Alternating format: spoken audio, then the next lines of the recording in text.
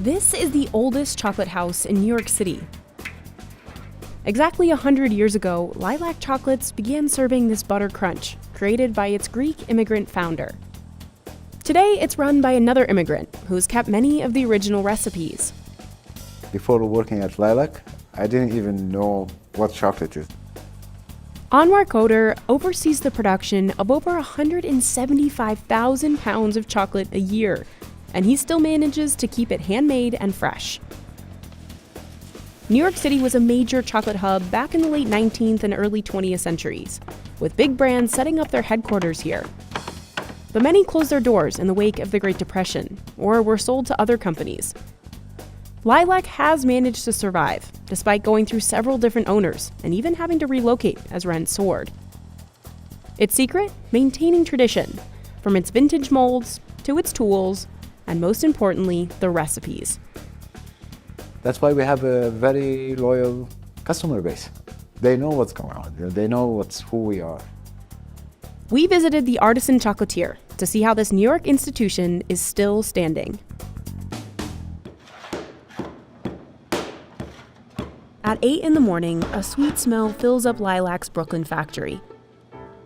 In different corners, you'll see mesmerizing waterfalls of milk, dark, and white chocolate. The company prides itself on making its confections largely by hand and in small batches. That includes the founder's famous butter crunch, made the same way it was a century ago. It starts with sugar.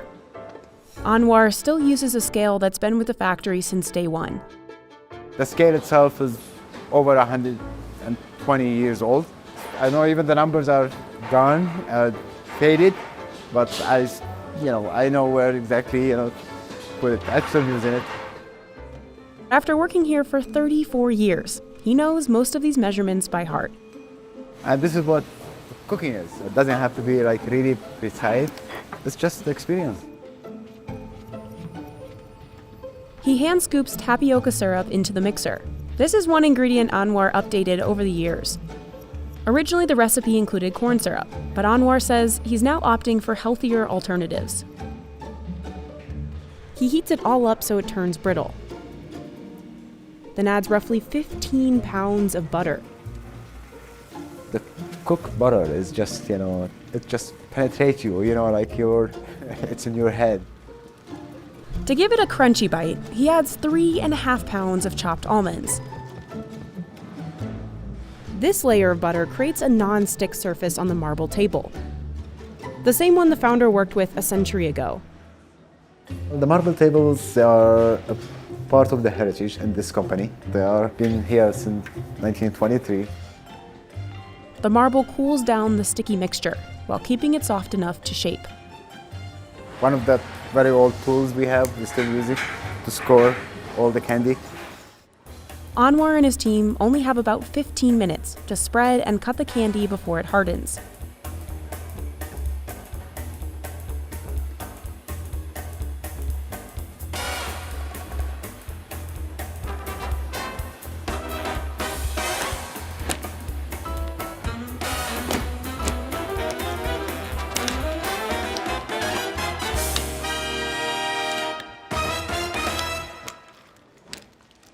One batch can make 1,500 toffee squares. They shred fresh almonds into a mountain of dust and coat the candy in milk chocolate before mixing it into the almond powder.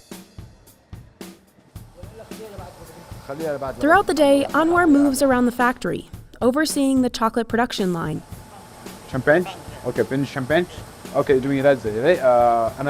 عملت on this. He says he's memorized most of the company's 120 plus recipes, and about 65 of them made it into a recipe book that Anwar keeps in a safe. The recipes was passed, through employees, basically, and that's how it survived. We always talk about the original recipe. All of it in here. It's in pieces. They're not all together, Now I have them all on the computer. Anwar also added a few of his own recipes, like for peanut butter cups and salted caramels. But 34 years ago, he didn't even imagine he would be running a chocolate factory. I wasn't like a chocolate fan, basically, to be honest. Of course, like a little, but I wasn't a chocolate fan. He moved to the United States from Lebanon to study computer programming when he was just 24 years old. But he had to drop out after his first year because his family back home couldn't afford the tuition fees. I started looking for a job, part-time job, for pocket money. He eventually landed one with Lilac just before Christmas of 1989. I fell in love with the work itself from day one. I just loved it and picked it up right away. Anwar looked for opportunities to make things more efficient at the factory. In 2 years, he was promoted to master chocolatier and has been doing the job ever since. I was running the company, it's like my own company, even though I was just an employee there. As technology advanced, the company had to adopt to some modern machinery to help ease production. Before, chocolatiers would hand dip every piece. But today, Lilac uses an enrobing machine that can coat 1,000 truffles with chocolate in 1 hour. If any piece requires some designs on it, if the design is made right here, and it goes through a cooling tunnel, and it comes out the other side ready to pack. One of the factory's rules is to never freeze its products. That's when you lose your quality. I mean, we are very well known for freshness. We make small batches. These tempering machines heat, cool, and mix the chocolate. Without them, the chocolate may look dull and feel crumbly. Employees fill up Lilac's specialty molds. And there are about 1,000 of them, including ones shaped like Easter bunnies, pizza, and soccer balls. Anwar has some that are older than the factory itself. These metal molds were made in the late 1800s.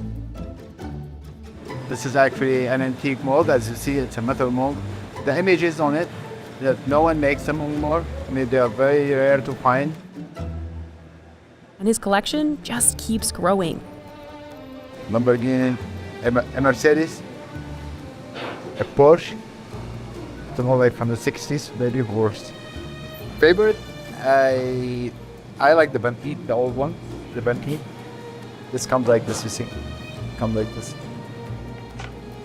Even the tires, it's a lot of work, you can do it. Anwar never says no to a custom order, no matter how challenging it may be. Even if I don't have the mold, I would purchase it. So we're just adding to our existing molds. This giant turkey mold is almost 30 years old. Anwar bought it to use as a window display on Thanksgiving week. A customer saw it and ordered 15 chocolate turkeys a day before the holiday. Anwar said yes, knowing what it would mean. I didn't go home that night. I spent all night making turkeys for him and got it ready by 10 o'clock in the morning.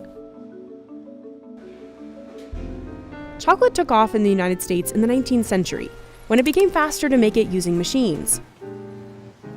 Many iconic brands like Maillard's, Runkle Brothers, and Heiler's opened large chocolate factories in New York City in the late 1800s. Lilac was established in 1923 by George Demetrius, a Greek immigrant. But that era of growth would come to an end as the Great Depression loomed. Lilac managed to survive, but it hasn't been easy. Ever-rising rent prices have threatened the business for decades. While Lilac's shop stayed in the city, Anwar moved the entire production to its first Brooklyn factory starting Easter week of 2005. The busiest week of the year. I moved the factory in 2 days. Finding stable leadership has been a challenge too. The company has had 7 different owners since Demetrius died in 1972. Anwar's dedication to Lilac paid off when he became part owner in 2011. Today, he runs the business with Anthony Cerrone and a third owner, Christopher Taylor. When Anthony came and he had in mind, if you want to grow the company, the only condition I have with him. I don't want to change the way we make chocolate. And this was fine. He was fine with that. We both agreed you never touched the recipes of an old school company. That's just something you don't do. Since they began their partnership, Lilac has expanded from 2 New York shops to 6. But as the company continues to grow, quality and tradition remain their priorities. We sell something that's 100 years old, and people, there's a whole nostalgia to chocolate. You have to know what your traditions are. We all agreed at the same time you had to keep the packaging and the brand fresh. They make their chocolate in this roughly 9,000 square foot factory in Brooklyn's Industry City. Passers-by can peek through the glass window to see how chocolate is made. Anwar says Lilac does not make extra chocolate stock, use preservatives, or freeze its chocolate to sell later. So during its busiest occasions, like Valentine's Day and Easter, the team works to fill orders and keep its shelves stocked. You buy things, 1 day old, made 2 days ago or 3 days ago. They also started selling chocolates online and shipping abroad. But everything came to a halt in 2020 when the COVID-19 pandemic forced Lilac to close its doors right before Easter. We really had a tough time during the pandemic. Employees went home and no one was working. What Anwar wasn't expecting was that soon after, online sales would actually soar. For some reason, people go to chocolate, maybe make them feel better, make them, feel happier, for some reason. We were only a few people here, and orders starts coming. 300, 400, 500 orders a day, and we don't have the employees to keep up with it. But we worked long hours, 7 days a week.